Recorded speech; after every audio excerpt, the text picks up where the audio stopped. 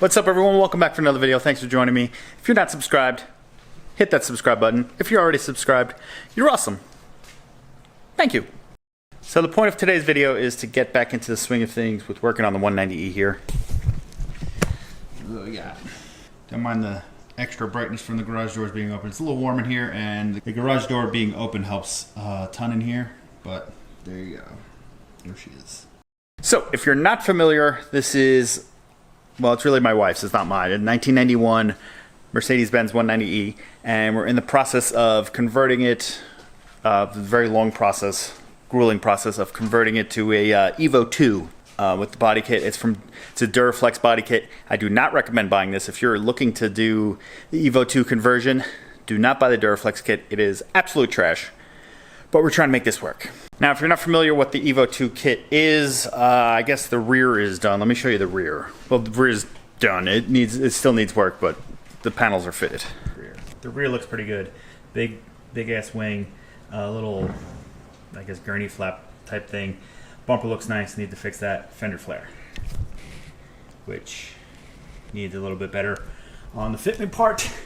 Has some side skirts, front bumper, front fenders. If you've been following along with my process of doing this, one second.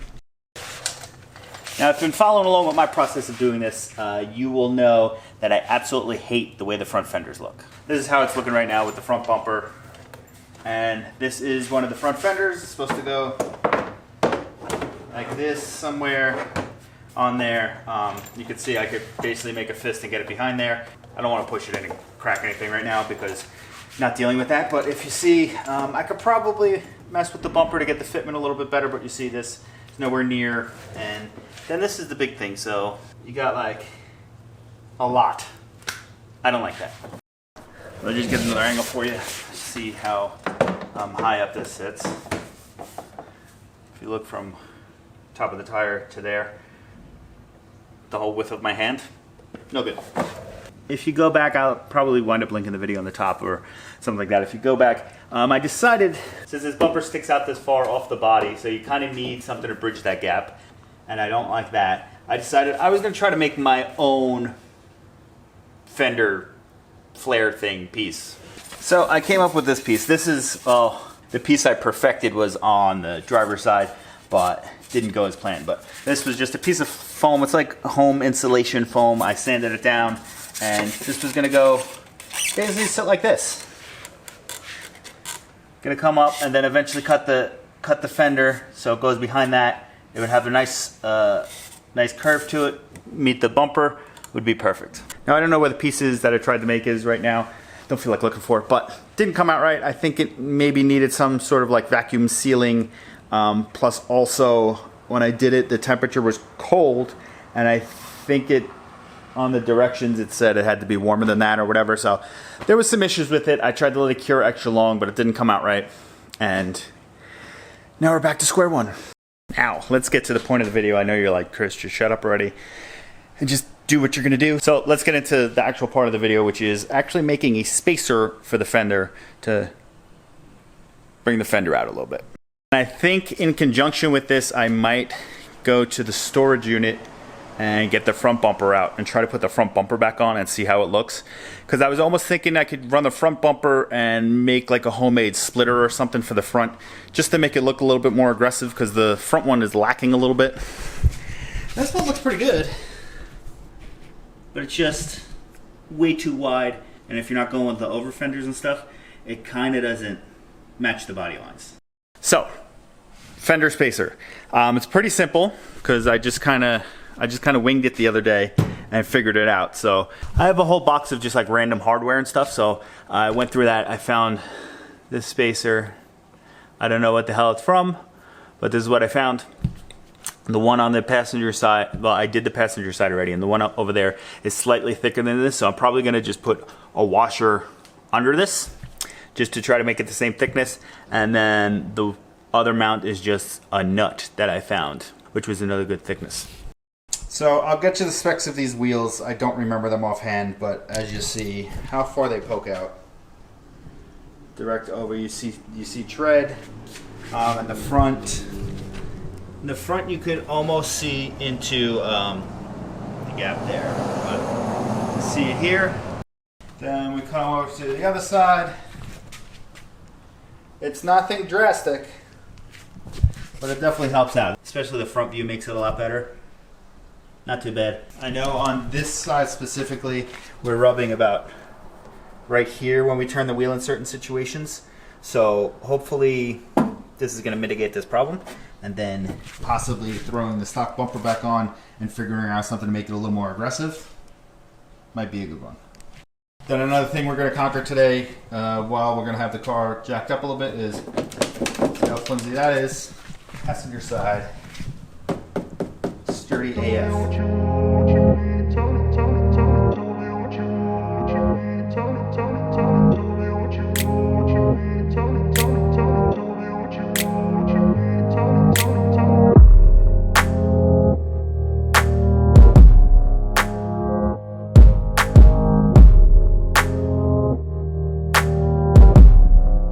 The first ones I took off was the mounting I made for the front bumper, and then the other two that we took off, front and back for the rear fender, because then you could pull it.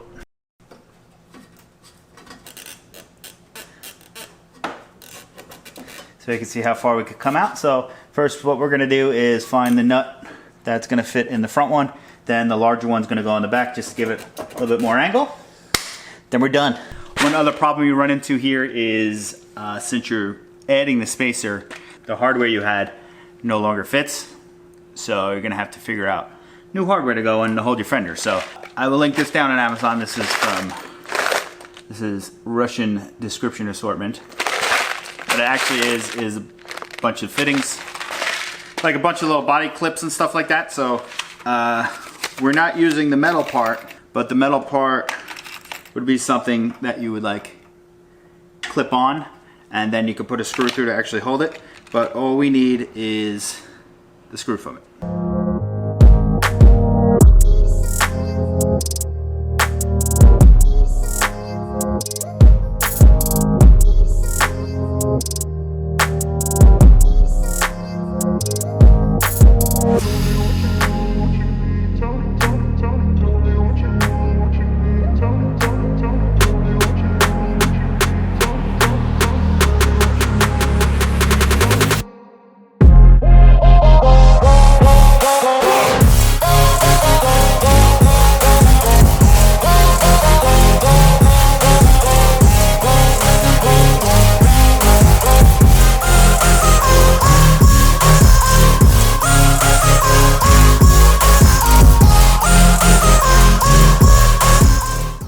So as you see, it's not a drastic difference.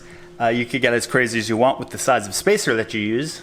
I went pretty, I guess, modest, I would say.